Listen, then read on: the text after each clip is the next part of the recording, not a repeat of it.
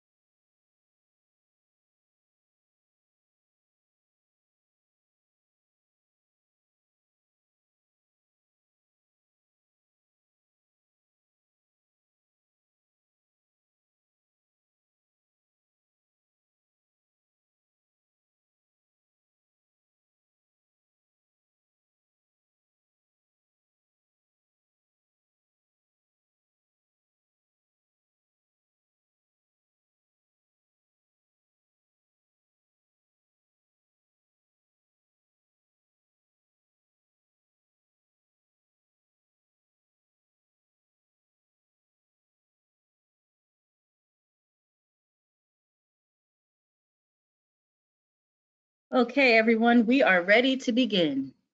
So good evening.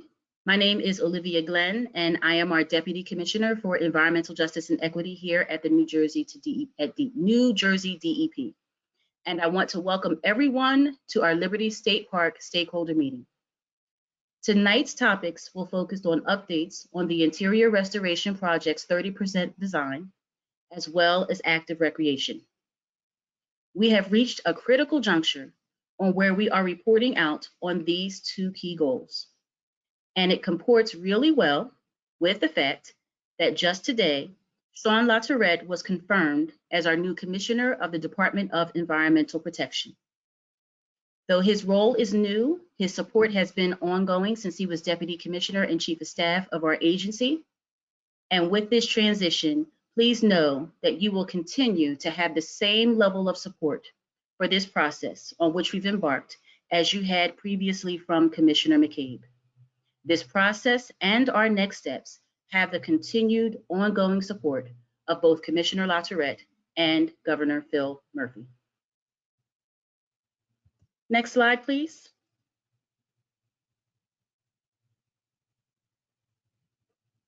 Our rules of engagement for this evening remain the same as they have for past meetings. You can use the questions chat to type any questions you would like to have answered. If you want to speak, please use the raise hand function. We ask that you treat everyone with respect. And to limit your comments to 2 minutes, you will see me physically raise my hand like this as you approach 90 seconds. So please note that this meeting, as all others, is being recorded and it will be posted on the DEP website after the session concludes. Next slide, please.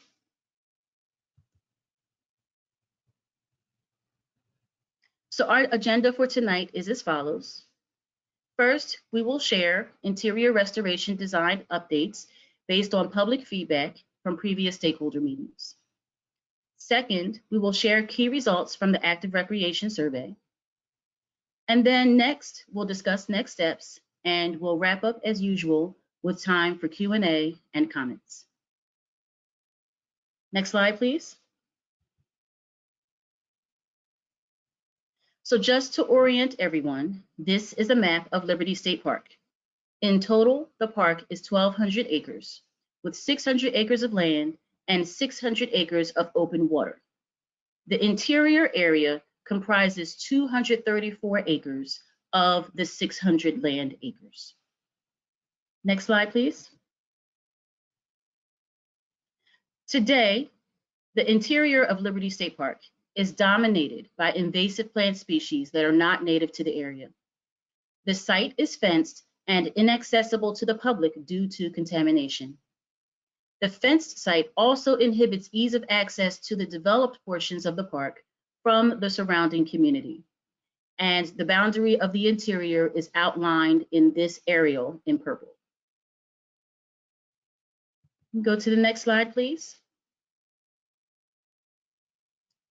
With the interior restoration project, we're looking at allocating land through 3 key features.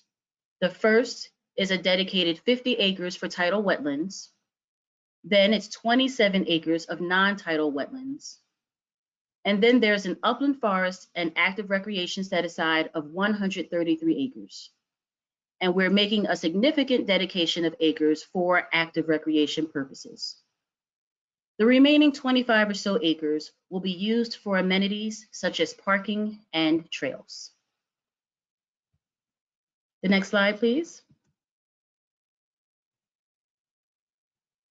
So this design concept here would look very familiar to those of us who have been here since the beginning. And at our October 20th public meeting, this is where we began. This was our initial 30% design concept that we presented 7 months ago. And we have certainly moved the needle since that time.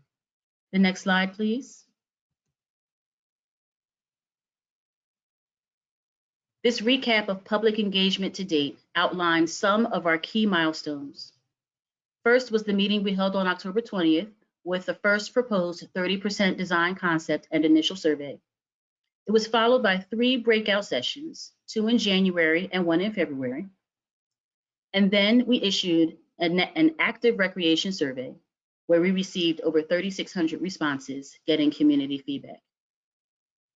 And so each of the meetings that we held as well, each of the breakout sessions also included a survey option where we were able to get ongoing feedback from the public based on the topic discussed at that particular meeting. And so survey results and comments have all helped shape the decision for where we are tonight and what we're delighted to share with you, which will be a balance of active recreation, passive recreation, and ecological restoration. The next slide, please. Again, everything that we're proposing here has been guided by our stakeholder process. We know that we can accomplish multiple objectives in this special space, balancing ecological restoration, passive recreation, and active recreation. As I have shared with you many times before, one of the things I love about working in parks is you can find a way to provide something, not everything, but definitely something that pleases everyone, because parks, just by definition, are meant to be multi-use. From the robust public feedback we've received, we are dedicating 50 acres to active recreation on the southwest edge of the interior site, as well as 3 parcels outside of the interior that total over 10 acres. Some material excavated from the restoration project will be placed on the 50 acres for future active recreation. The area will be graded to minimize surface runoff and will be stabilized with a vegetative cover. The 4¼ acre parcel that is located along Jersey Avenue at Audrey's Drive is one of the key locations we're looking at outside of the interior for active recreation opportunities. A second location is a 4½ acre parcel that is located across the street from the interior restoration site along Freedom Way. And finally, we're looking at a 2 acre parcel to the west, which is where the former tennis court was. The original proposal for tidal and non-tidal wetlands remains unchanged. These provide critical ecological benefits in our efforts to address stormwater runoff while providing some habitat and built-in climate resiliency. The hills and viewing areas that were initially apart are still included, but will be reconfigured in this phase of the design. The next slide, please. In this map here, we are showing the areas that have changed since previous concepts outside of the designated active recreation area. We have reframed the passive recreation features in the upland forest specifically. The amenities for passive recreation have been condensed and redesigned while still keeping scenic overlooks of the city and the Statue of Liberty. So in essence, the very first concept that we provided back in October had 133 acres of upland forest. Now what we're providing here is a true balance between active recreation and passive recreational opportunities, where 50 acres will be dedicated to active recreation within the interior, and approximately 80 acres will remain to address passive recreation, as well as a vegetative buffer that will separate the two areas out, so that it's really clear to have some distinct opportunities for unique recreational opportunities. The areas that provide the most ecological uplift, the tidal and freshwater wetlands, remain unchanged from the previous version and will continue to include the wetland promenade plaza overlooking the tidal wetland and the wetland bird blind in the non-tidal wetland area. Next slide, please. Although we propose to separate the active recreation with an evergreen screen, the active and passive recreation components, along with the ecological features, will continue to remain connected and coordinated in a cohesive manner through strategically placed trails and walkways. These walkways and trails will be designed to allow visitors to seamlessly explore all corners of the park while creating distinctive nodes for specific types of recreational amenities. Next slide, please. So now we're going to dive into some of the survey responses that we received from the Active Recreation Survey. This is our analysis. So in total, we received 3,652 responses to our Active Recreation Survey. And as you can see, with 3,100 surveys received from Jersey City residents, the vast majority of those who completed a survey live within the city's boundaries. And to the right, you will see the respective zip codes that completed the survey. And in the center, you will see a breakdown of the ages that completed the survey. The next slide, please. These were some of the key findings that came from the survey responses. In terms of sports field preferences, you can see that there was a vast range of interests, with the strongest interests being for soccer, track, baseball, and then football. And you can see that from the questions that we asked in the survey, we asked each respondent to choose their top two preferences. So the dark green bar is an indication of the first preference, and the lighter green bar is an indication of the second preference. And the percents that are located in the middle of your screen are noting what the overall average is when we look at what is both the first and second priorities.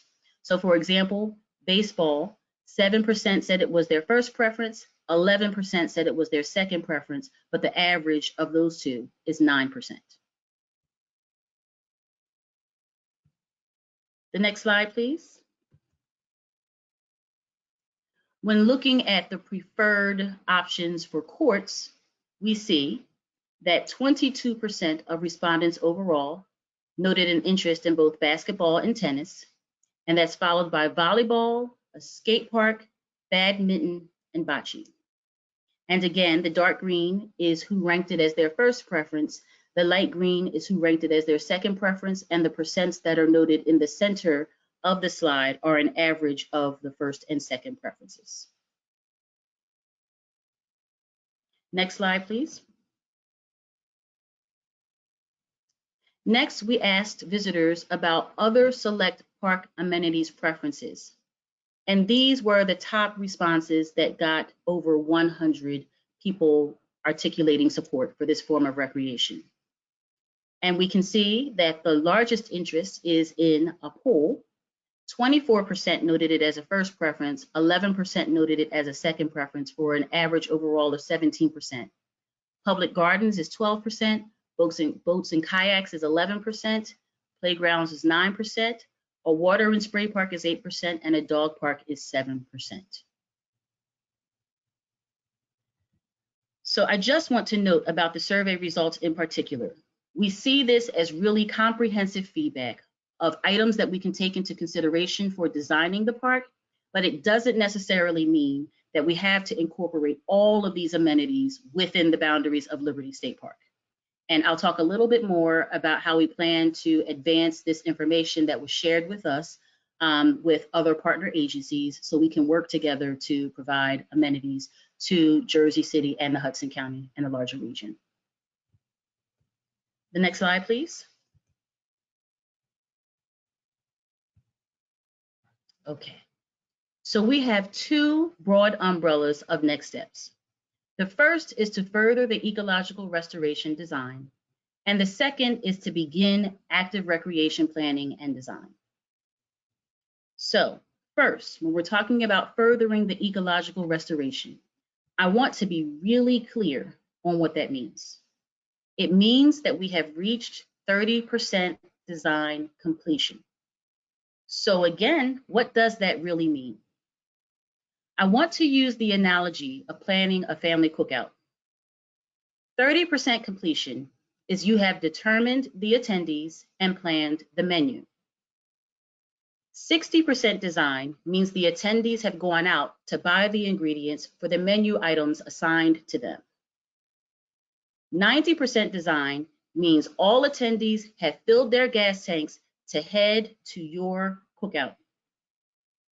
And 100% design means it's 1 minute before the family cookout begins. As such, as we move forward from here, the further development of this interior design means we get more granular on what we have already agreed upon. It means we begin ground truthing the concept we developed at 30% design with granular details. So at this point, the ecological restoration team will get to work on detailed design and engineering documents. We will continue to provide updates, but know that the tweaks from here are pretty tedious and not deeply substantive. It means that we are sending the Office of Natural Resource Restoration team off to work to make what we've suggested over the past 7 to 8 months a reality on paper. In beginning the active recreation and design, we are going to convene a smaller work group that will help us advance active recreational opportunities in 2 key phases to begin: the 10 acres outside of the interior and the active recreation opportunities within the interior. We will begin by assessing what makes most sense for the options within the interior, because those lands are prepped for development for active recreation opportunities now. With this robust survey data in hand and the many stakeholder meetings we've held, we believe we have heard the community. We also want to make sure that DEP is not making these decisions in isolation, so we will convene a Liberty State Park design work group that will help us with these design considerations. Proposed representatives will include local, county, and state elected officials, local, county, and state staff designees, key stakeholder group representatives of Liberty State Park, as well as community representatives. We will continue to have these larger public stakeholder meetings where we will continue to provide updates on where we are. This is also going to be consistent with other stakeholder groups that will form in the Commissioner's office, now under the leadership of Commissioner Sean LaTourette. And for example, some of these other work groups that will be convened include ecotourism, watershed management, and others, along with this newly minted Liberty State Park Design Work Group. So with that, those are the updates that we have for you for tonight. And we look forward at this point to opening up the floor for Q&A, as well as for any comments that any members of the public may have.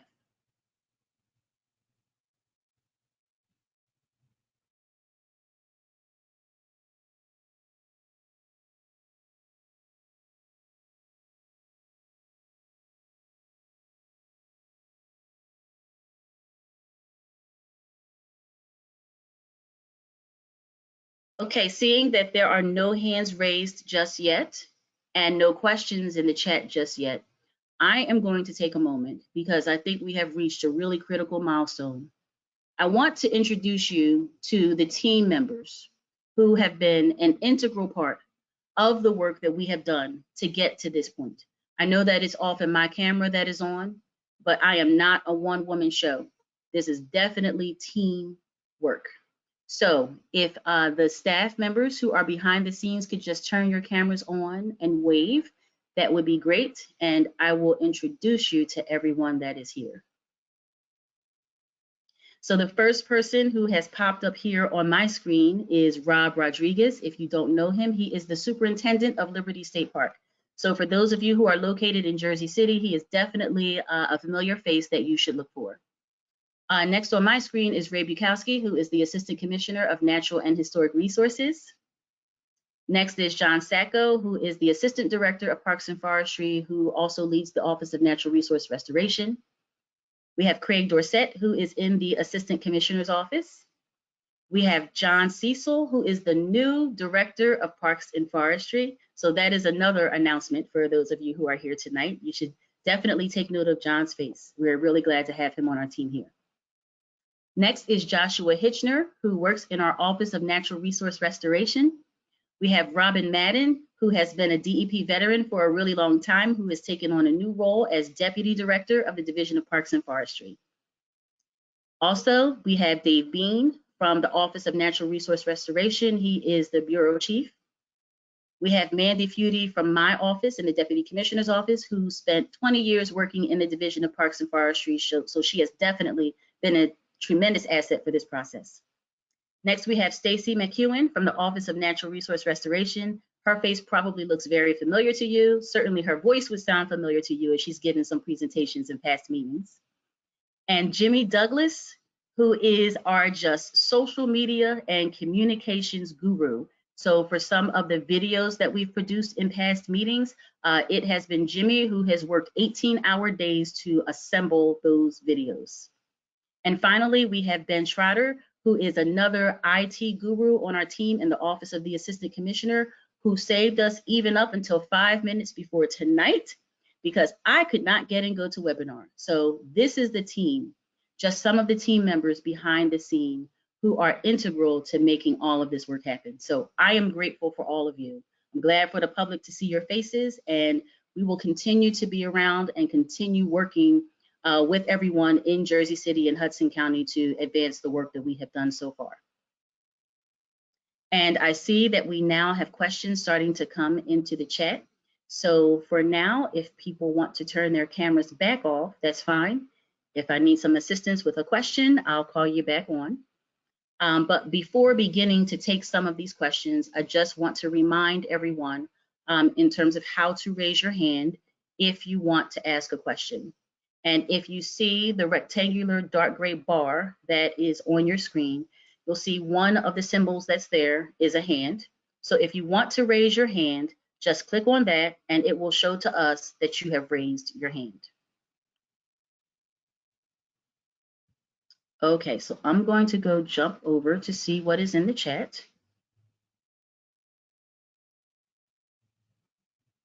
And John Sacco, I'm going to ask you to join me.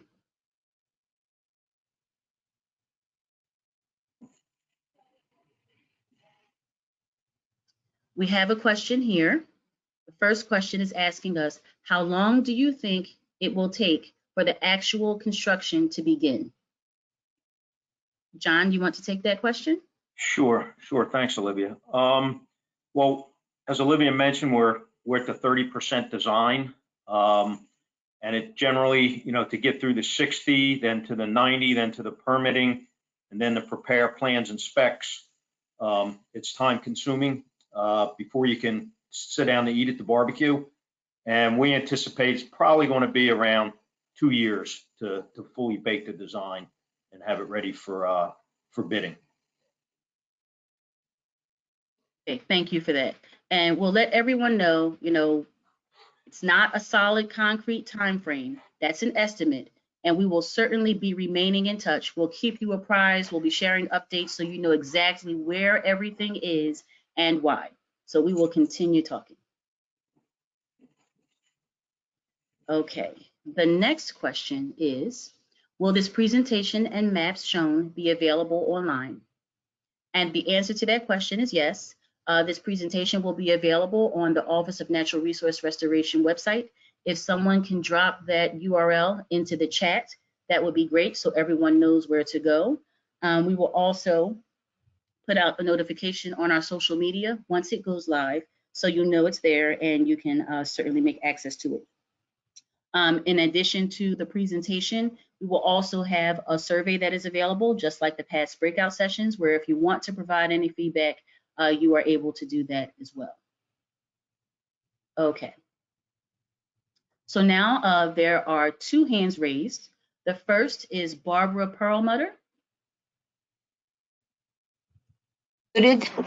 Oh, good. Hi. At first, I want to commend all of you for just a wonderful, detailed, and obviously very labor-intensive job that you've done in looking after the interests not only of the, the young people, the old people, and the wildlife and the habitat. So, and I just want to say that many a time when I'm driving along that Caven Point Road and whatever it's called, I see deer, I see other small animals. We know there are loads of birds and owls and whatnot. So this is just a wonderful place for people and animals.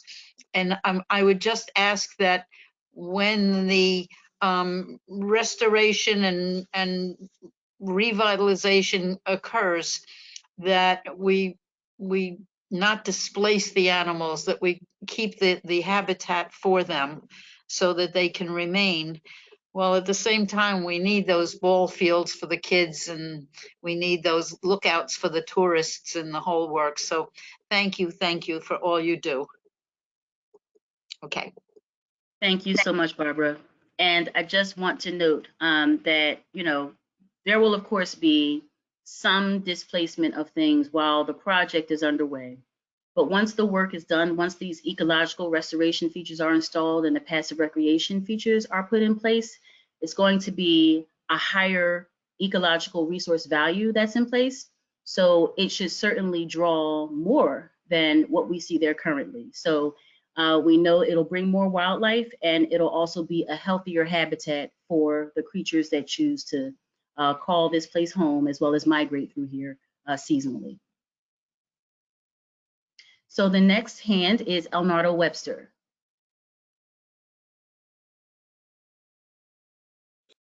Good evening, everyone, and thank you for the opportunity to address everyone. I just want to start off by saying, obviously, thank you to the department.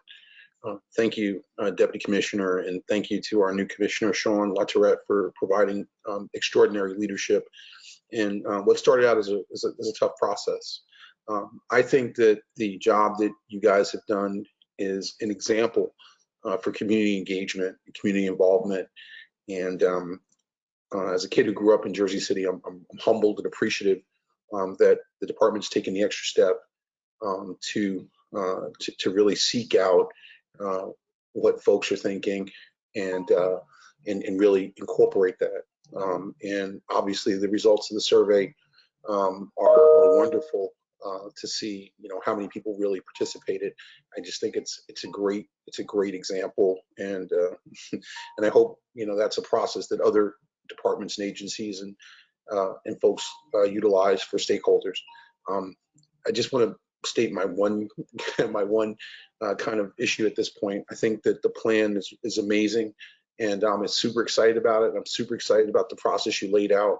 And I just want to make sure, to the extent possible, that we look at some of the other amazing things that are going on in the immediate vicinity, so that our project is integrated as much as it can be in the SciTech and some of the other large development projects that are going on literally across the street. So I just want to make sure that the planners at the department are also looking at some of those things, just to make sure that we've got the best integration possible. And then obviously my last pet peeve is parking. I'm for structured parking, not for surface parking.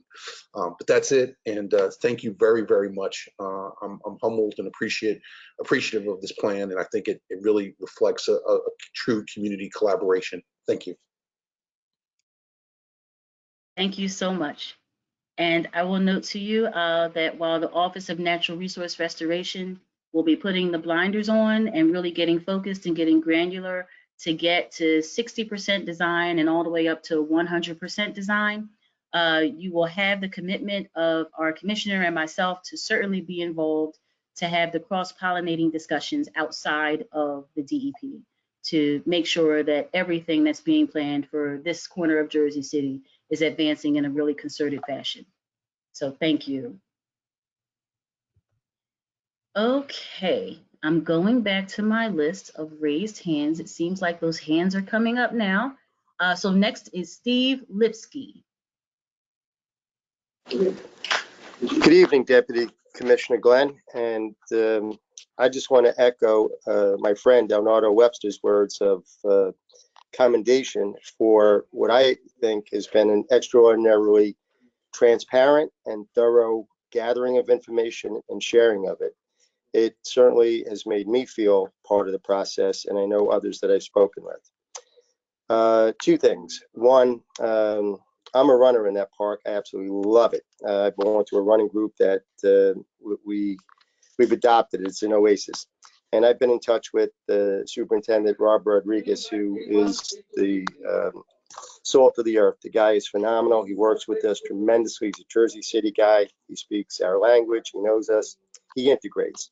So I communicated to him if there's a possibility, especially since track came up as a high priority, that if we can get markers for runners, either miles or kilometers, put around, so we kind of, without having electronics. Some days I like to just, free run it. And if I see a mile marker, then I kind of know how many, or a kilometer, I kind of know. So if that could be considered, that would be greatly appreciated from all us runners.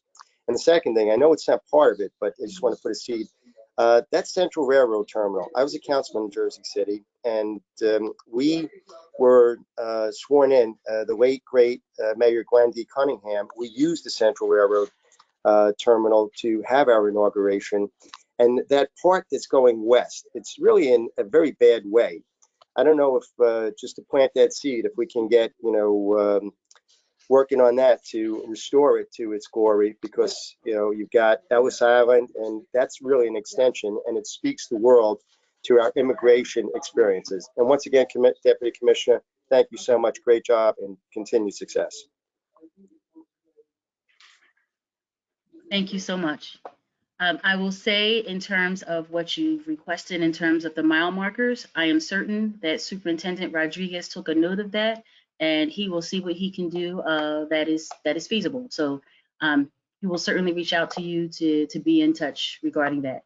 And regarding the train sheds at the railroad terminal, thank you for making note of that. It is certainly something that is on our radar, but I thank you for raising it, and we'll make sure that we continue sharing what we're thinking about that as we're able to make some advancements on that end as well in future discussions.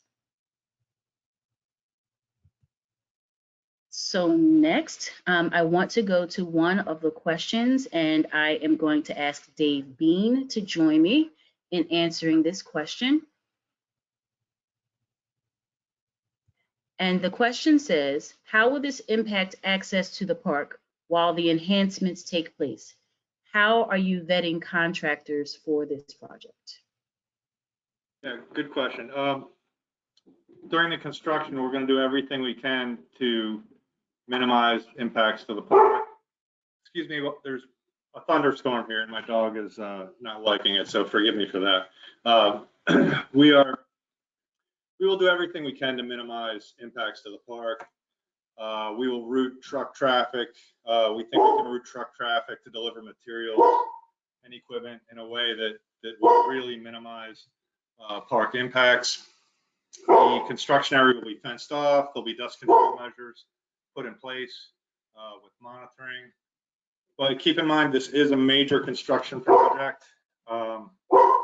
you know, it's likely that there will be some level of inconvenience. We will try to, you know, implement portions of the construction during off-peak times of park usage, if at all possible.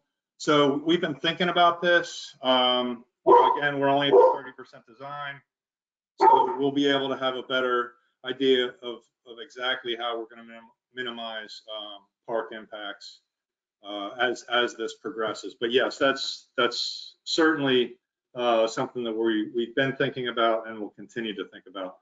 Now, as far as contractors, the vetting of the contract, the construction contractors, and again, this is just for the restoration piece. This is not for the 50 acres of active rec. But you know, contractors will be vetted. There'll be specific requirements for contractors to even bid on the project, and that'll all be spelled out in the bid package when it's time to release that. So only qualified contractors, and we'll have specific requirements for contractors. Only qualified contractors will be able to bid on this project.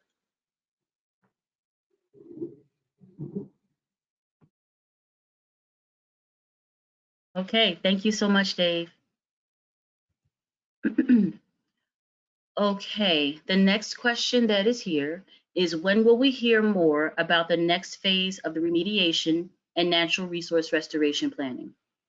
I would imagine that the timeline we're looking at is sometime in the late summer to very early fall. I would say between August 15th and September 15th, we'll hold another meeting and give you some updates on where we are with both the interior restoration process, as well as where we are with the design considerations for active recreation. Then we have a sixth question: is the project fully funded? And that's a delight to say it's an easy answer. The answer is yes, it is fully funded. The next question that came into the chat was, will the current recreation choices be selected according to these scores? It will be a balance of considering the scores as well as the dialogue that we'll have with the local and county governments, their elected officials, as well as their staff members. So for example, if we find out that what was listed as the top rated desire for basketball courts is going to be addressed by a capital project that's happening on the local level, we certainly don't want to be overly duplicative. What we want to do is make sure that we're providing a mixed suite of options for what the public wants. So a part of that work that's going to happen with that design work group is we're going to be at the table with Jersey City's Parks and Recreation Program, as well as someone from the county Parks Department, as well as their corresponding elected officials. So the left hand is going to know what the right hand is doing, so that we're working together to address amenities in a really concerted way. And we will continue to keep you posted on these milestones as we move along, as we get to any decision points. Okay, and so the next hand that is raised is Luz Guzman.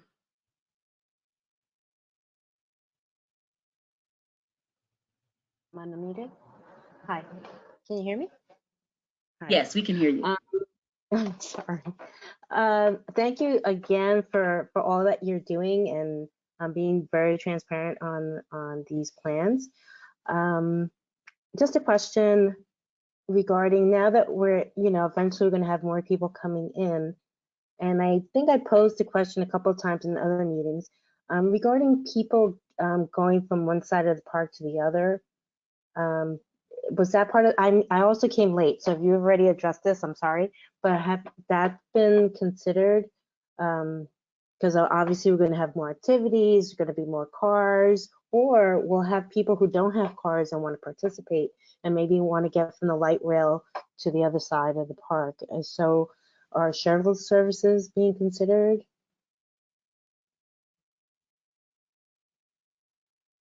I'm going to answer part of your question, and then if you can tell me what you mean by shareable services, I think that would help me a little bit. Shuttle. Oh, shuttle service. Yes. Sorry. Okay. That is definitely on our list of items for consideration to help move people around. So that is something that can advance outside of this interior recreation process. And I know that that's something that the superintendent has been evaluating for a bit. So just continue to stay tuned on that. And we know there's a great deal of interest in that. It was in the park before. So we're going to see what we can work out. So we'll stay in touch about that. With regard to the increase in visitation coming into the park, by the time the interior restoration project is done, it's going to increase the land acreage of the park by 40%. So while it increases visitation, that is also a vast additional amount of acres to add to what we already have. So I think we'll be well prepared to handle the increased crowds that are coming in. And certainly in addition to just bringing in those ecological features, I know when we talk through this, we always talk about that other 25 acres that's there to provide parking supports, restrooms, and other amenities like trails and walkways. So that's what falls in the window of those other 25 acres as we're thinking about how do people move through this space. So we are absolutely thinking about that. We considered the location of the active recreation on the interior to be situated close to where the community would access it to help just in design manage some of the crowd impacts. And also when you look at where we have the parcels for the active recreational opportunities, they're also mostly in really close proximity to major entrances to the park or along major roadways. So we were trying to give those considerations even in the sites that we chose. So those 10 acres outside of the interior were definitely not chosen arbitrarily. So we're definitely constantly thinking about movement of people within the space. So thank you for those considerations. So the next hand is Sam Pessin.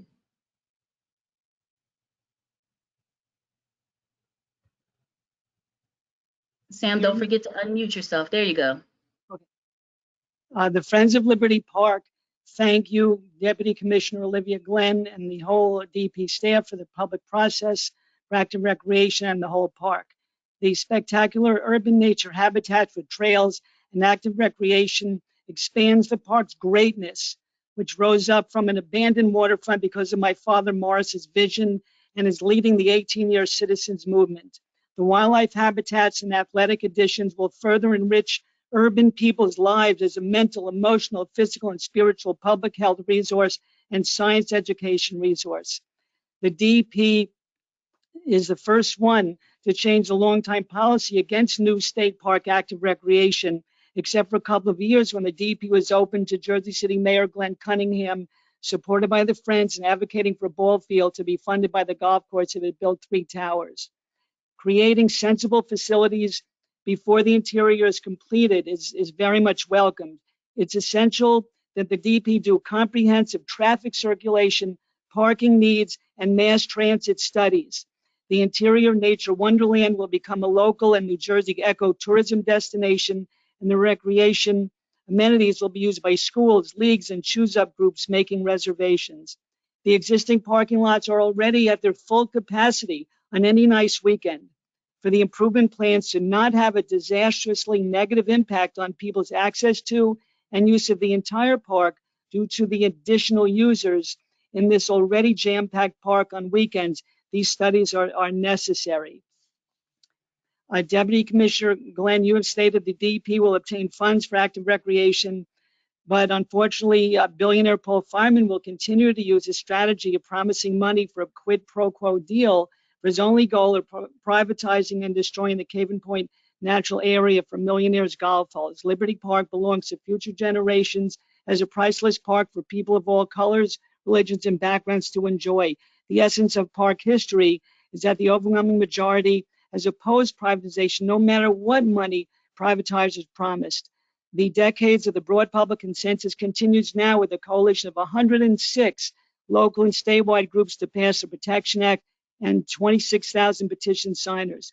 Paul Fireman, with his political influence and donations, his lobbyists and lawyers, disinformation, and the lies and smear campaign of his phony front group is again pushing to kill the Protection Act because it would stop his land grab of Caven Point. After the last DEP meeting, the Jersey Journal editorial stated, "What continues to cast a pall over the interior discussions is the vicious and untruthful campaign against longtime park advocates that appears designed to stop the passage of the Liberty State Park Protection Act." So I urge the DEP to please stand up strongly and clearly for the true purpose of Liberty Park as a non-privatized, sacred New Jersey and American park behind Lady Liberty, and for you all to urge the governor to once and for all take a public stand in support of the Protection Act to preserve all of Liberty Park for future generations. And thank you for informing us about these wonderful plans this evening. I'm hoping, I also, as Steve Lipsky did, want to give a shout out to the hands-on dedicated superintendent of the park, Rob Rodriguez. And I hope it's that Rob, it's a must that Rob be on this small group you're forming, because Rob knows the park like the back of his hand and is a strong advocate of park patrons. So thank you again, and God bless you all. Thank you. Thank you so much, Sam. And I will note that I did not go through the DEP staff who will be a part of this work group, because there's no doubt it'll be seamless connection between the DEP staff. Most certainly the superintendent of the park will be deeply involved in the space. I just wanted to make note of the stakeholders that we were looking to have as a part of the discussion. And I will note with the conversation that we've been having over the past several months with regard to these amenities at the park, we're not talking about anything within a lens of privatization. We're talking about what is within our bandwidth to do, and we're doing it in collaboration with our partners.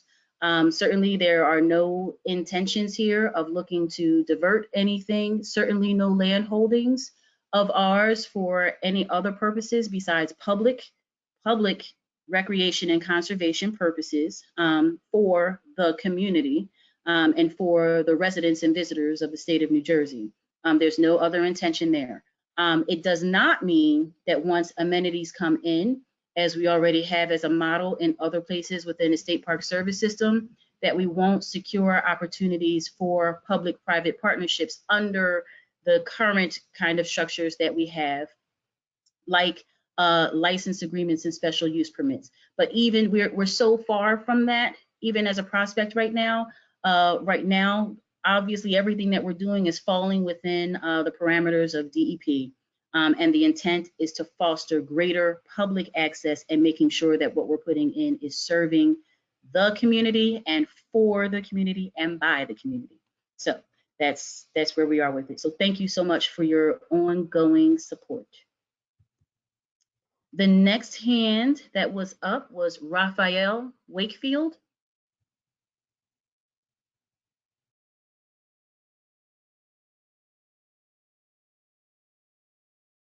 And don't forget to unmute yourself.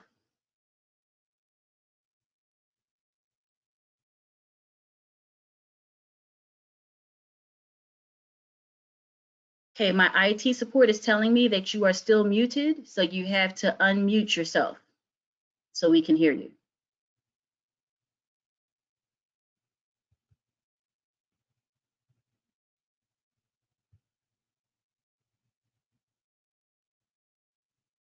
Okay, at the moment, I'm going to put Raphael Wakefield on standby. I will circle back to you, but for now, we will go to Arnold Stovell.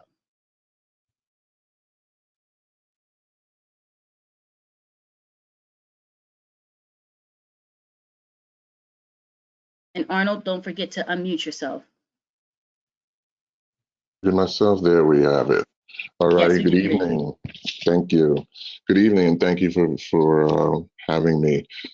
May I just start off by saying I am greatly appreciative of the transparency and the cooperation that we have seen with the DEP under your leadership. And we are very, very pleased that the focus has been on those things necessary to appease the needs of the whole community. Whatever publicity should be used in order to dissuade that. At this juncture, I am very, very glad to know that so many people have taken this a lot more seriously, have seen that there is a much greater potential, and have most of all understood that we can work together to do some pretty amazing things. It's no small feat that a community as diverse and as varied as Jersey City, that so many individuals can come together for a singular purpose that is not just about ourselves, but about future generations and about what this country can do. This kind of activity is nothing to take slightly.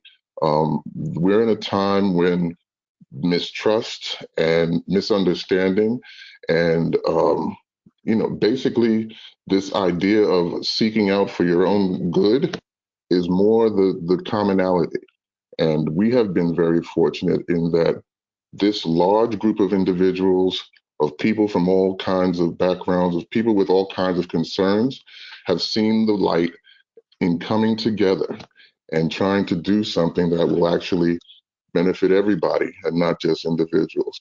I am very proud to have been a part of Liberty State Park for All and the efforts that it has put forward in order to get the community aware and to get them involved. And I pray that we will continue to increase this sort of enthusiasm until we get to the end of this trip. It is a great journey.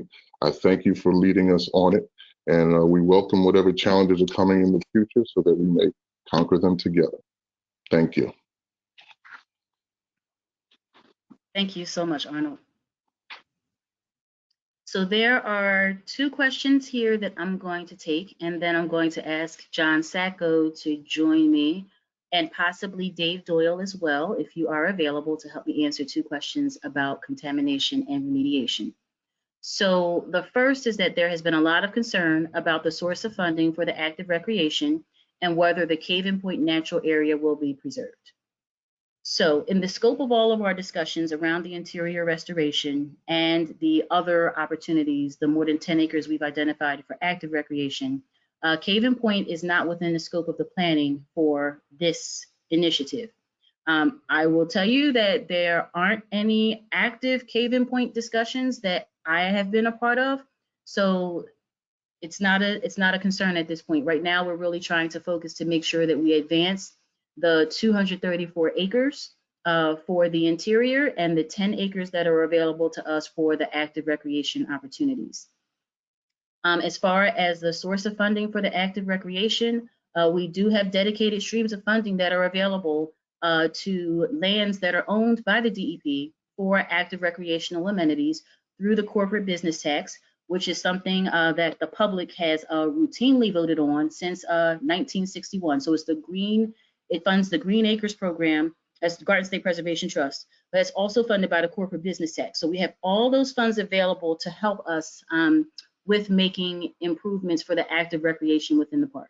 So no need to worry about that right now. And certainly with the steps that are right here in front of us to do the active recreation in the short term on the 10 acres, as well as moving forward the interior restoration, we are in wonderful shape to move those along. So no need to worry.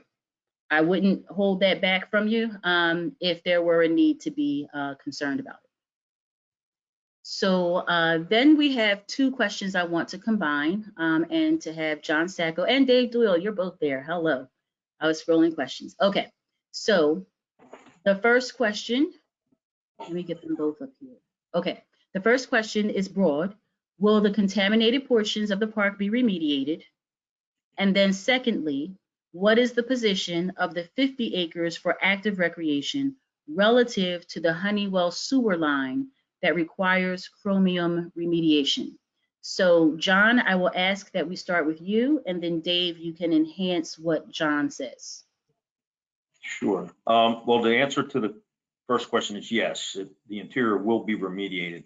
Through the past several meetings, we've had discussions on the remedy.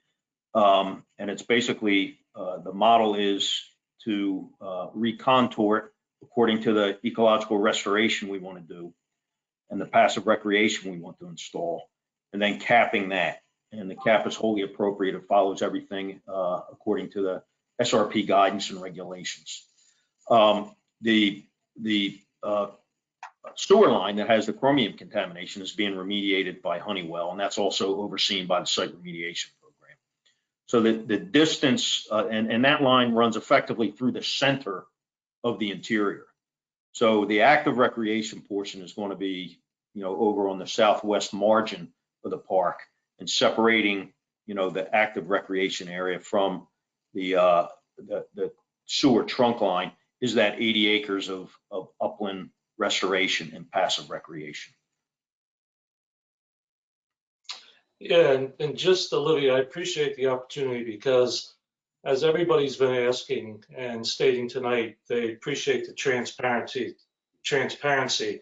So it's a great opportunity to let everybody know that on one of our previous calls, I had said that Honeywell was going to do additional testing along that sewer line that John mentioned.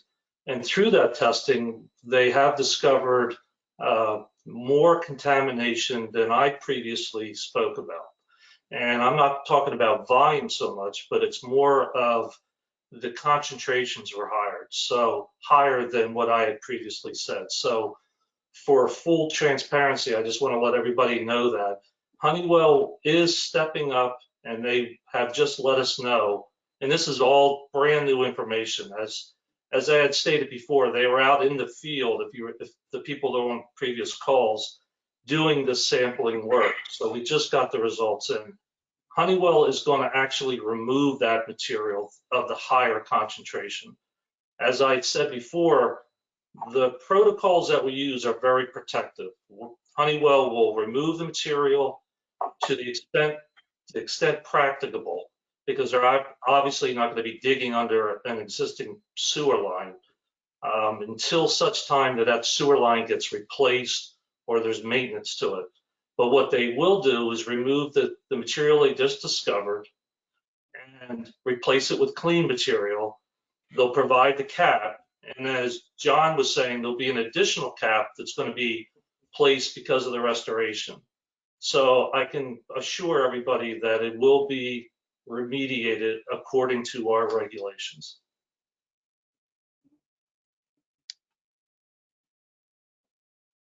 Thank you both so much. And now for hands, I want to go back to, let's see, Marcus Sibley.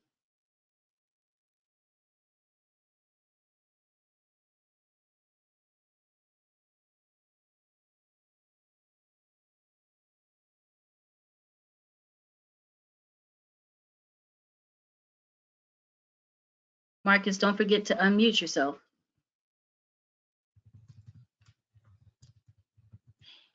Okay, it says that you are self-muted, so you have to hit the unmute button on the gray bar.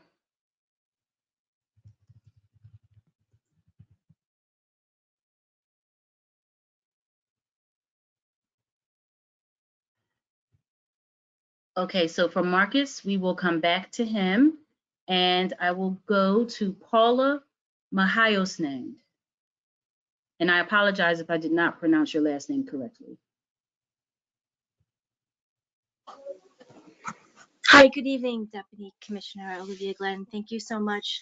On behalf of the Jersey City Parks Coalition and the 23 member parks, thank you for engaging the public in this process. You've definitely demonstrated that a model can be set in a precedence, and I hope that future projects and the ongoing discussions will continue this way. I feel like since October of 2020, many of us on the call have followed through this process and the journey, and I feel it's very rewarding. So thank you for keeping us informed. And not even that, personally myself, I've learned so much about the interior space that I was not aware of, and also the fact finding and the credibility and the resources that you've provided the public with is just phenomenal. So thank you very much to you and your team. We look forward to August discussions. Thank you so much, Paula. And thank you for being here. You've spoken on the record at almost every meeting, so we appreciate your weigh in. Thank you. Next is Rob Kushner.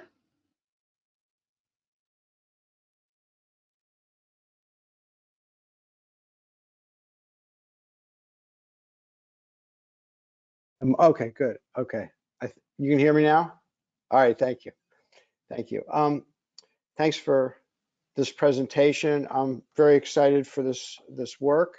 It occurred to me to ask in how the design is going on, if there are considerations being addressed for, what might happen to this this new part of the park if we were to have another tidal surge the way we did with Superstorm Sandy. I know, for instance, that a lot of a fair number of trees died because of the salt water that came up and covered the land and everything like that. And I just, it'd be such a shame to have the new part of the park like sort of wrecked if that were to happen again. So I was just wondering, are those kinds of considerations being worked into the design of this new area? Thank you. Can you repeat that last question part again?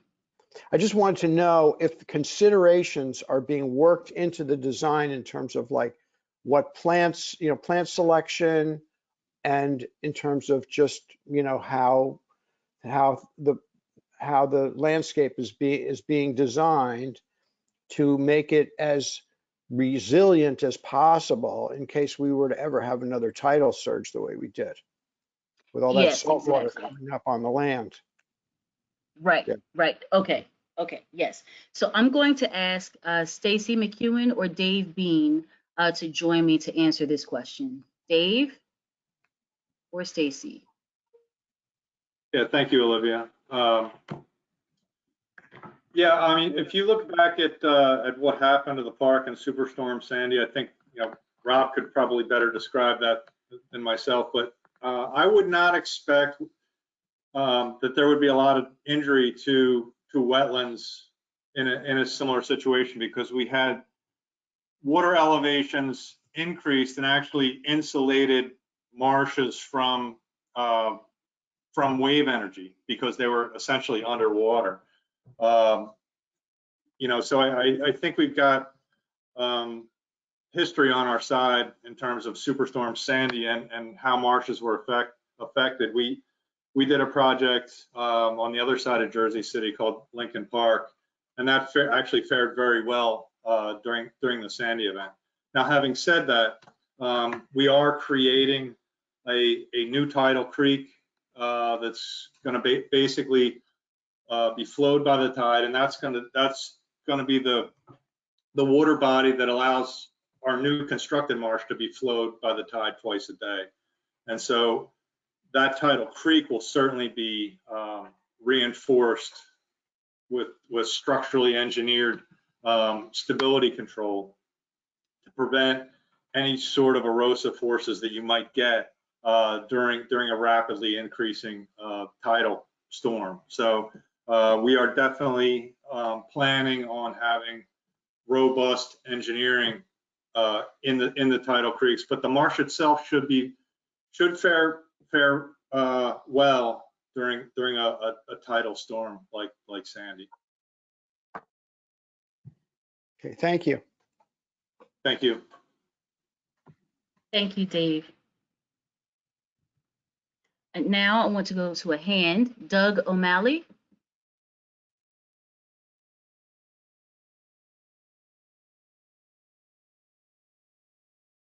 And Doug, don't forget to unmute yourself. Yep. Can you hear me now? We can, thank you. Oh, super, excellent. Well, thank you for holding this process. My name is Doug O'Malley. I serve as the Director of Environment New Jersey. We represent more than 80,000 citizen members and activists across the state. And I just wanted to start off, by kind of adding to the cavalcade of thanks here, because I think it is unique to have a stakeholder process that, 7 months into it, you kind of have, I don't want to say mission accomplished, but one of the goals of this process was to have true community engagement, and I think the DEP has proven that, and I think we've heard that tonight from a multitude of speakers. I also just wanted to acknowledge the importance you know, and obviously the ongoing engagement of superintendent of the superintendent and obviously the assistant commissioners and all the DEP staff, right? That this is a gem, and not just a gem for us. You know, there's close to 5 million annual visitors to Liberty State Park, and I think you know, in many ways, the irony here is that you know, there's a whole center that can you know, now you know, be unlocked, as it were, and cleaned up. And obviously, we heard earlier from the irreplaceable Sam Pessin. You know, it really was the vision of Sam's father, Morris, to, you know, have this jewel come into being in Liberty State Park. And I wanted to reference the fact that, you know, the funding is obviously coming for this restoration process is coming through NRD and natural resource damages. And that's obviously been a program that was, you know, been reactivated and reinvigorated in the Murphy administration through the work of the Attorney General and former DEP Commissioner McCabe, and now current DEP Commissioner LaTourette. You know, this is exactly how we should be using NRD dollars, you know, and specifically, you know, closest to the nexus of injury. We obviously, as you referenced, Deputy Commissioner Glenn, CBT dollars help to fund park capital needs across the board. We need more dollars for our parks, and NRD dollars are the exact right way to do it. I did want to make two specific points here, and we've heard from multiple speakers already on the fact that on any nice weekend, the parking lots are packed. And this, I think, just means that, you know, this isn't this doesn't mean necessarily build more parking, but I do think we need a comprehensive mass transit, traffic, and parking study for the entire park. This was referenced by Sam Pessin and by others. We need to make it easier for everybody to be able to get to the park, not just those of us that have the ability to travel by car. It should be as easy if you live in Ward F or really anywhere in the city to be able to get to Liberty State Park. You know, and obviously that's both for environmental reasons, that's for access and equity reasons, and it's also just for the simple reality that, you know, we don't want to have to build more and more parking in the facility, and that's why obviously having a comprehensive analysis is so important. I did just want to also comment on you know, some remarks that you've made, Deputy Commissioner, on just the process around Cave and Point. And obviously, there's been so much focus on Cave and Point and the natural area because, honestly, of the work and the underhanded work of Paul Fireman and the attempts to expand Liberty National Golf Course. And I sincerely appreciate you being upfront, you know, with the public and saying that nothing is going to happen. And that is undoubtedly true at this moment in time. We think it's critical that the governor and legislators, and this is certainly reiterated by State Senator Cunningham, as well as Assemblyman Raj Mukherjee in Jersey City, to permanently protect, you know, permanently protect all of Liberty State Park, and specifically protect the priceless Cave and Point natural area. You know, there's been innumerable proposals through the years on what to use, kind of, you know, the I don't even want to call them, you know, I don't want to kind of put a name on what some opponents of the years have called kind of the unused areas of the park. But Cave and Point obviously is a precious natural area, and we are urging our state leaders and the governor to move forward with the Liberty State Park Protection Act to permanently protect the park, so we don't have to have a conversation in the future about whether Cave and Point should be permanently protected. So I just want to reiterate that that is a kind of a critical point, and obviously understand that's not directly in the purview of this stakeholder process, but it is critical for our other state leaders and the governor to take action on. So thank you again for the opportunity to weigh in. Thank you so much, Doug. Next, Jerry Walker.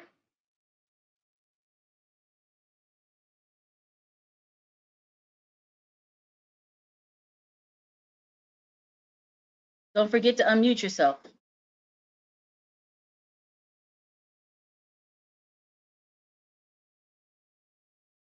You good? There you are. There you are. I can hear you.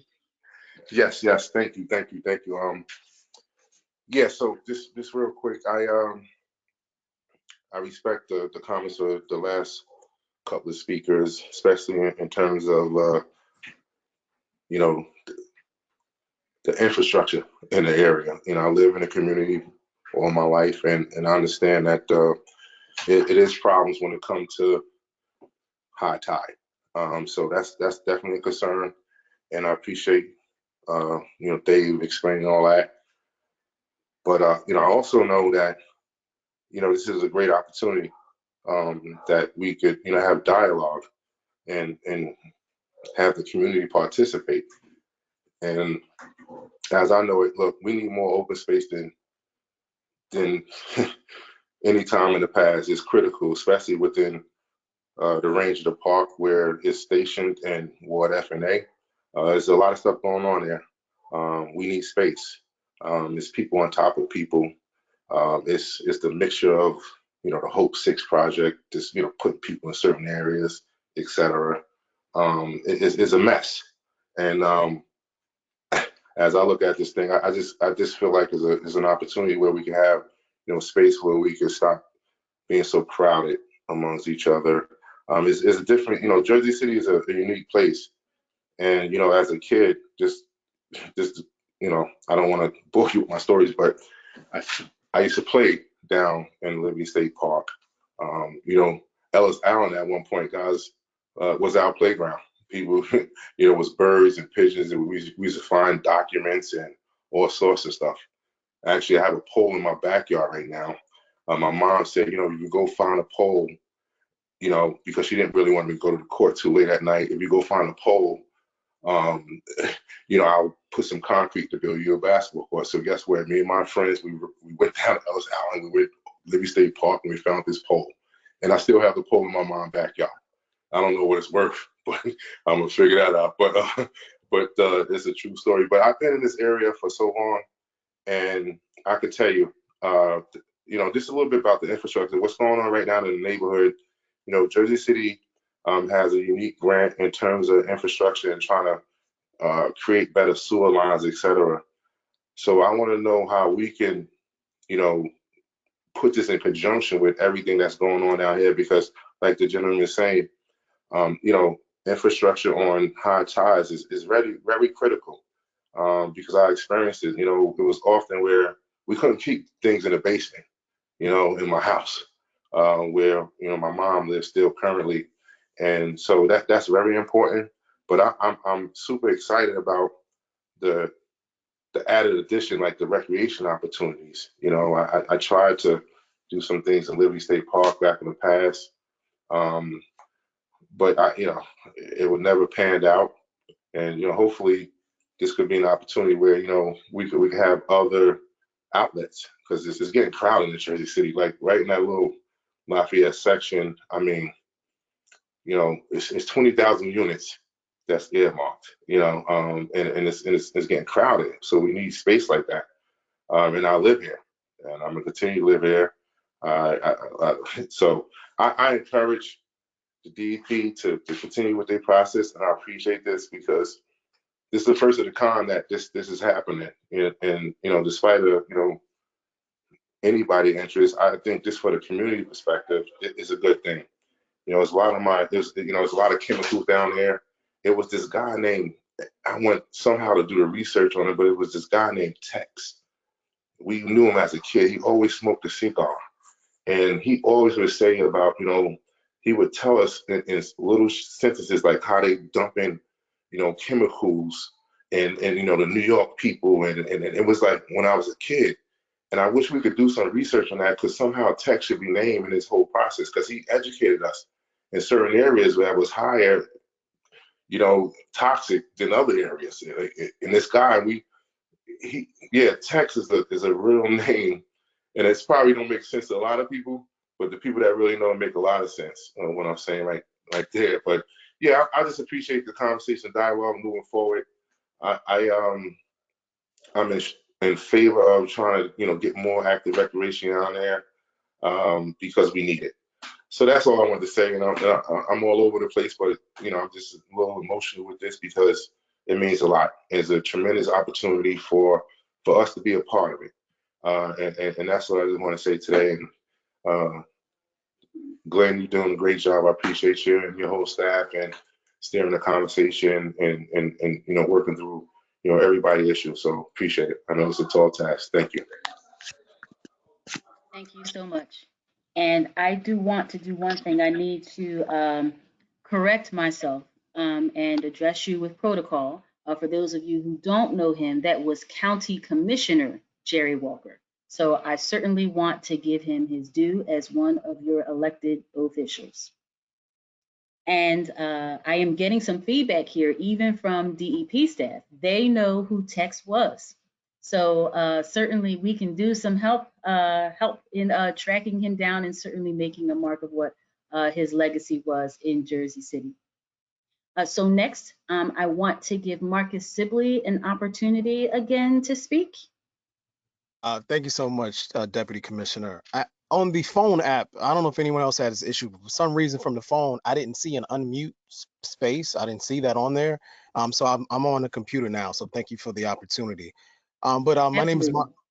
Thank you again. My name is Marcus Sibley. I am the chairman of the NAACP, New Jersey State Conference Environmental and Climate Justice Committee. We are very thankful for this process. What we've been asking for all along is transparency when it comes to this area, as well as every other area that impacts our community. So the consistent messages through email, the different webinars, the different meetings, we've been very appreciative of being able to be at this table, and also tonight listening to the webinar and seeing that the feedback wasn't just for show. That's another fight we have in NAACP right now, is that we see a lot of the feedback sessions that are going on, they're not paid attention to at all. So it is good, and it is invigorating to see that our input from the community with all these different groups is actually being respected and then taken into account. We really do appreciate that. And just to make it very clear, the NAACP, we have some areas that are always of utmost importance to us. That's safety, that's access to open spaces, and that's health, and that's equity. These things are very important for us. So just the three things I just wanted to ask really quickly, and I'll just ask them all together. One, I mentioned this a few times before, but we're very interested in making sure that the inspections are on a much more regular basis than normal, since we know this was contaminated area. Because our constituents will be frequenting this park, we want to make sure that whatever the required, whatever the state requirement is, we would love for that to be doubled. We just don't want to take any chances with contamination. That's the first thing. The second thing is long-term upkeep. We've seen a lot of projects in inner cities over the years that look great for the first 2 years, and then people forget, and then it looks like an eyesore. So we're very curious to find out what are the plans in place to ensure that this will have continued upkeep for years to come, and it's something that people want to frequent and are excited about in their town. So that's number two. Last thing is about equity, the contracts. What percentage of the contracts, is there a percentage demarcated to contractors of color, Black and contractors of color? Will that information be available? Because equity is very important. We have to get jobs for our people so that we can build our communities that way as well. So those are just my 3 points. Olivia, thank you for the great work you're doing. Thank you to all of the staff, and congratulations on making it official, Sean. So thank you so much, and everyone have a great evening. Thank you so much, Marcus. And I'm going to ask Assistant Commissioner Ray Bukowski to join me in answering Marcus's 3 questions. So the first question you asked is about just the making sure that things remain intact with what we install, so that we keep the community safe, the monitoring. And so I can let you know that with our standards for site remediation, for some locations, these caps have to be inspected on an annual basis. The very fact that this location is within a state park, it's going to get manifold more than twice as many site visits. The very fact that it's going to be a part of the landscape that the staff at Liberty State Park assess, there will consistently be eyes on the ground every single day, because it's within the boundaries of the park, of a state park, which is far, far, far more than many areas get. So I can certainly let Ray speak a little bit more about the staffing considerations, as well as the upkeep and the contracting and equity considerations. So Ray, pass it to you. Thanks, Olivia. And thank you all for attending tonight. There are great questions. As Olivia mentioned, not only do we have a great Park Service staff led by Rob Rodriguez and the rest of his staff who are on site every day, who already manage a cap on the property, making sure that that integrity is maintained at all the time. We also have the State Park Police on site who report directly to me as well. So that's an extra set. And we also have all of our partners, all of you, and all the people who will be utilizing the property and making sure that we have things adequately monitored as well as inspected. I was a DEP inspector for a very long time, and you can only be so many places so often. What the advantage that we have here is that we will have so many people on site all the time, making sure that that integrity is maintained at all times. As far as maintenance and upkeep, we could not agree more.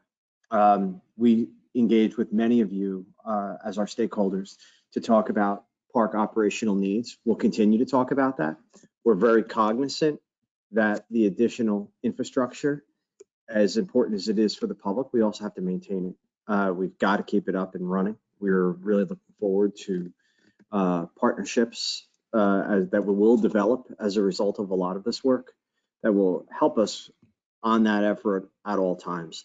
And then finally, on the contracting piece, we do this a lot, through Office of Natural Resource Restoration, as well as our capital development program that Olivia has referenced a couple of times, even with regards to the development of the active recreation.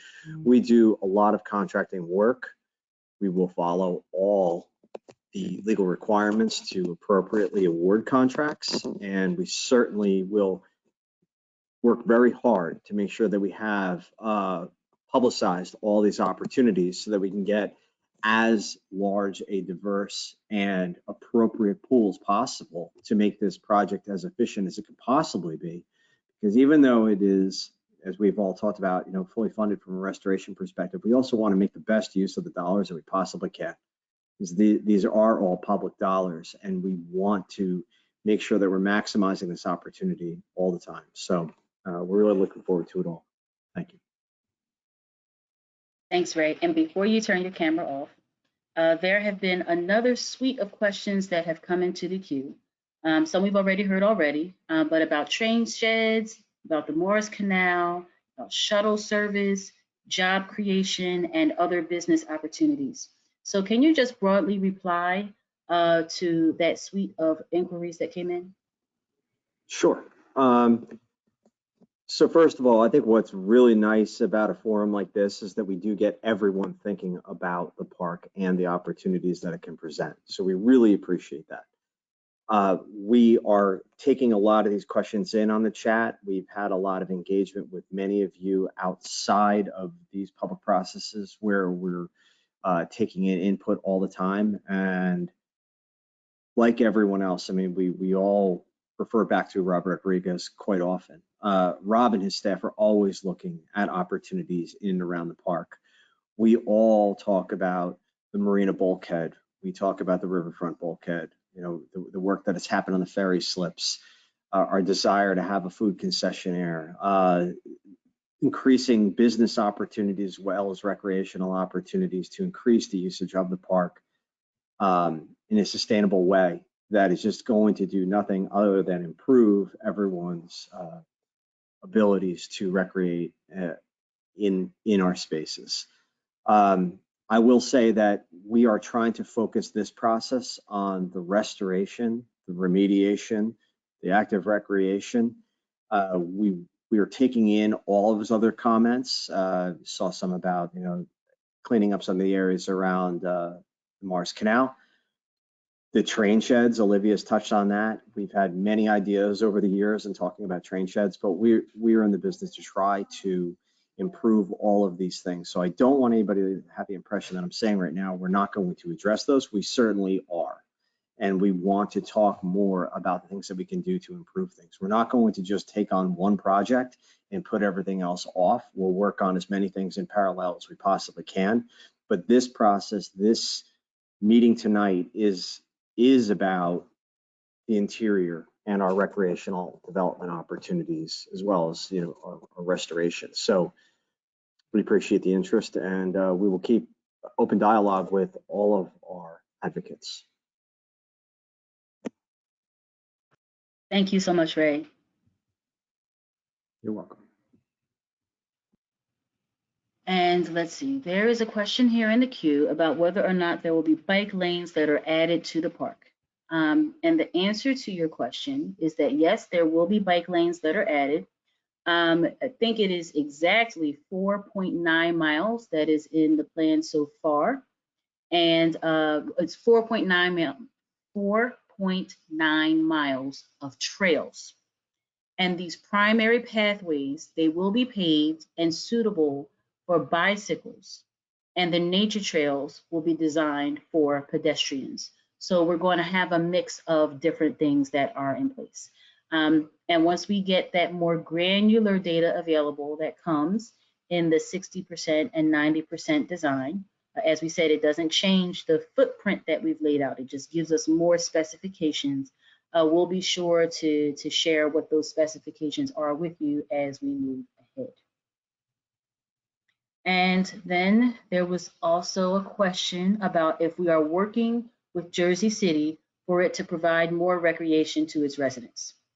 So I want to be very careful with what we're saying here in terms of our scope. I am certainly not looking in any way to usurp Mayor Fulop's authority and the many priorities that he has to consider that go beyond what we have to consider for our footprint as DEP in the city of Jersey City. What we are proposing to do is that with this design work group is that Jersey City will be a part of it.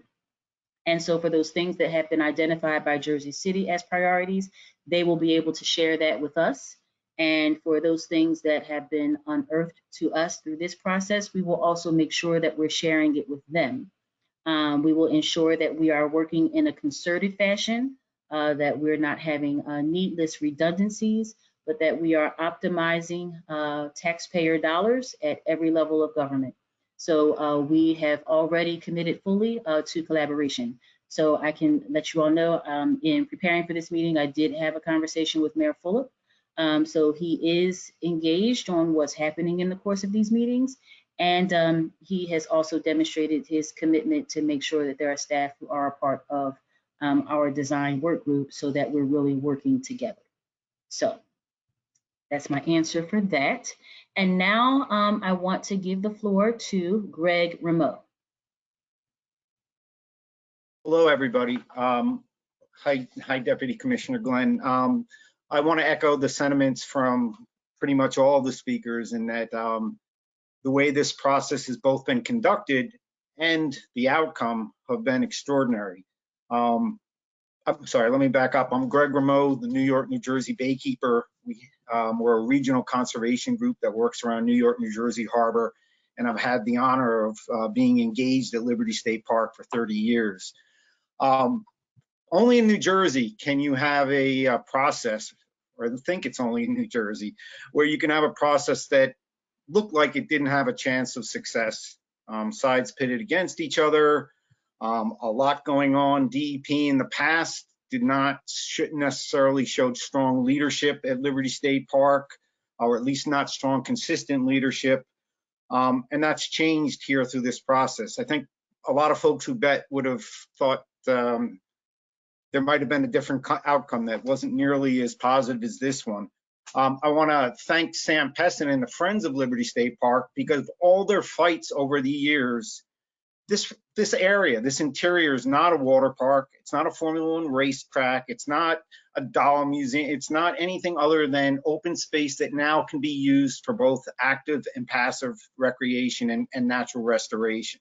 So those citizen battles from Sam and everybody who's been involved with that, we owe incredible debt to make sure that that land was open for this for this discussion and process. The outcome, it's probably more, a little bit more active recreation than I would have thought of in the past that made sense. We've always advocated for active recreation, but who cares? Other people probably think there should be more active recreation, and that's how the process should work. And but I'm thrilled that at the end, what's going to be there are natural areas, active recreation for the community, passive recreation for the community, and people throughout the state and throughout the country who come to Liberty State Park. So it's really been extraordinary, I think, against a lot of odds, and I think that goes to, you know, the credit, without a doubt, goes to you, Assistant Commissioner Glenn, Commissioner LaTourette, who I was very happy to hear when he was nominated, said, look, our charge and Governor Murphy's charge is to look out for the resources for the people. They're not their resources, it's the people's resources. And that's showing in this process. So although I have concerns about Caven Point, that's not the point. You know, there's no reason to talk about that tonight. If that comes up as an issue, we'll address it. We're always going to be watchful because we think Caven Point is a great part of this park, obviously, and shouldn't be lost. But without rambling on too much more, I want to thank you all. Thank the Office of Natural Resource Restoration, Assistant Commissioner Bukowski, certainly Rob Rodriguez and his team at the park. It seems like DEP has the right people at the right time to bring this together, and it's greatly appreciated. And so is the work of every single person who's been part of this process. So I'll stop there and thank you, and look forward to continuing work together positively. Thank you so much, Greg. So I want to address another question that came in through the chat. And the question is, how will members of the stakeholder committee be selected? So I will let you know that just based on this process that we've been going through for the past 7 or 8 months, I've gotten a really good sense of who are some of the voices within Jersey City. So I have a list of people and just entities that we want to make sure that we've engaged. And I've been in ongoing conversations with your local elected officials as well, local, county, and your state legislative district members. So that includes locally, that includes the city council as well as the mayor's office, about prospective individuals. And we're looking to get that representation from the different tiers of government, as well as key stakeholders who have been involved in the park for a really long time. Some of the newcomers in terms of the conversations we've been having around active recreation. And then we just want to get some voices that are directly from the community that don't necessarily have that long-term investment in a position one way or another at Liberty State Park, but are very much just voices of the local community. So to help me do that, I'm doing a lot of deliberation with folks who are on the ground in Jersey City. And I will also just share with you myself, since we've last had a meeting, I've done my own touring of Jersey City to look at some of the other amenities and the neighborhoods that are in close proximity, to have a better sense just myself of what's happening on the ground. And I think that with that further additional on the ground knowledge, I myself even have a better sense of the neighborhoods that should be a part, should have voices that are a part of this process. So we will continue to keep it totally transparent. We'll continue to have these stakeholder involvement meetings. What you will find is that the deliberation that we do in between meetings won't really just be now with a small group of people locally. What we're doing is really enlarging the net to make sure that as we're working in between meetings, we're more so working closely with the community based on what we've learned through this process. So those are the voices that we'll continue to have involved. And once we've identified that work group, we'll be sure to share it out through multiple platforms. Certainly the way that you logged into the meeting through email and some other formats, we'll make sure that we make it clear and transparent for everyone. Okay, so now I just want to go back to a couple of the hands that were raised earlier. and see if they are available to make comments on the record. And one of them was Raphael Wakefield. Raphael, if you are available, the floor is yours.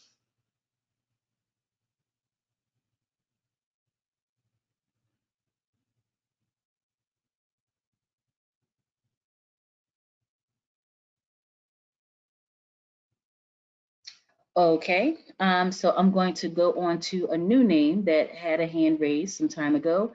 That was Vitaly Soloviev. Vitaly, if you are available, the floor is yours. Hey, how are you? Thank you so much for holding this meeting. Again, thank you so much for your hard work. Resident of Jersey City for a few years now. Big fan of the area. I was wondering, just a quick question, if you guys had any consideration for any communal art and music space as well as sports recreation when you're prospecting the park. So I will say that for what we're looking at right now, within the interior restoration project and the active recreation parcels, I can't say that those have been a part of our discussion for that. But certainly within the larger park itself, I can ask Rob Rodriguez to join us. And while he's turning his camera on, I'm certain at a minimum he's making a note of it because this is something that you as a constituent has shared. But if he wants to add anything else, Rob, certainly feel free to do so. You know, I'd love to be able to talk to you a little bit more about what do you mean about, you know, art and gathering places, I assume. So we do have that in the park already. In terms of art, we're always open to hosting it. So I'd love to just chat with you offline maybe and try to just understand the perspective there and how we may be able to fulfill that as we move forward through our planning efforts here. Absolutely. I think I sent you an invitation on LinkedIn, so chat there. Perfect. Thank you, Rob. Appreciate it. Thank you, Olivia. Thank you. So I am taking a look right now. I don't see that there are any other additional hands that are raised, but I'm going to give it a moment. Yes, I just got another confirmation there are no more raised hands. And I'm going to comb back through the questions to be sure that we answered them all. So just give me one moment for that. And in the meantime, if you want to raise your hand, please do so.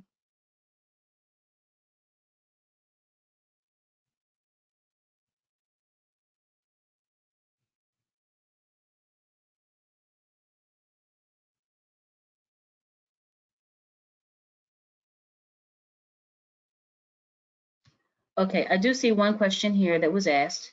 If there's any way to propose specific features on some of the designs, such as turf and agility sets for the dog park. So when we're moving forward with the active recreation considerations, we will bring what we're thinking to you. And so you will be able to give feedback on the active recreation features at that time. For the restoration work, we have pretty much gotten to a point where we have collectively agreed on a concept. So like I said, it's like we have set the menu and sent out the invitations for the family cookout. And now we told, in my case, it would be my grandmother, who even at 96 years old makes amazing potato salad. No one else is allowed to do that. So now my grandmother is out shopping for potato salad. And I really don't want to pull back on her with that because we all know we want to have it. So as far as the restoration is concerned, that process is moving along, but based on what we've agreed upon. But the active recreation, we will continue to come back to you to have further conversations, as well as update you, give you updates on where we are with the restoration project. And so I'm combing through the questions. I think that we have hit all the questions. There have been no new ones to come in. And there are no new hands raised. So at the moment, I do want to see if there are any elected officials who are on the call who would like to offer any remarks.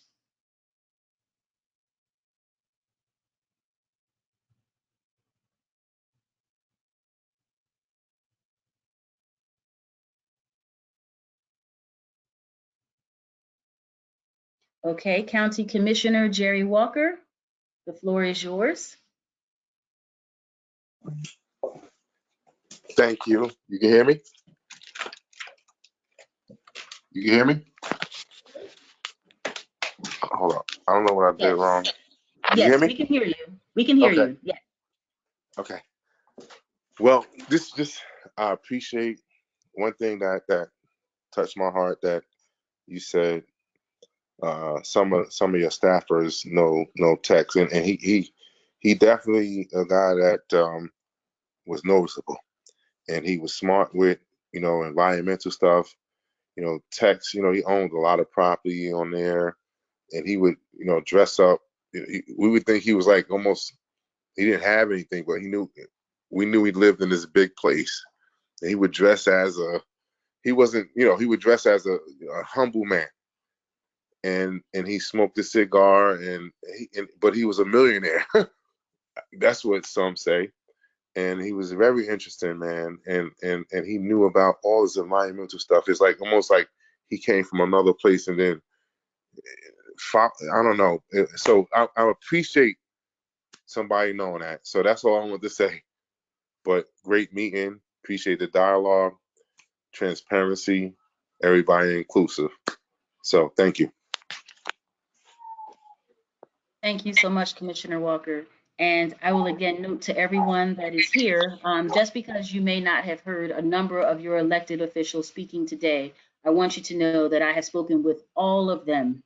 I reached out to everyone's office in the past 2 weeks and have had conversations at every level. So they are very involved and very aware with where things are. So they remain on the pulse of things. So with that, I just want to thank you all again for being such wonderful public stakeholders, for pressing us, for encouraging us, for shaping this project so it would be something that is just absolutely remarkable, where we could develop such a great level of consensus. And I will mention to you, just as a part of larger work that we're doing at the Department of Environmental Protection, one of the things that we're being deeply intentional about right now is not having one-off projects where we can say, you know what, when we did that one project, it was a really great community involvement process. What we're looking to do is not have those ad hoc experiences, but rather to take these opportunities, just like this one that we're participating in here, and making the lessons that we've learned a part of what we do in everything that we do. So it is my hope as the Deputy Commissioner for Environmental Justice and Equity, with a larger platform of concerns in addition to Liberty State Park, that we start to see greater carryover of this in all of the stakeholdering that we do. So we thank you, the wonderful residents of Jersey City and Hudson County, and even people from around the state who have been a wonderful part of just shaping this process of teaching us and showing us how meaningful it can be when we collaborate together. So thank you all so much. Please continue to stay safe, and we will remain in touch. Take care.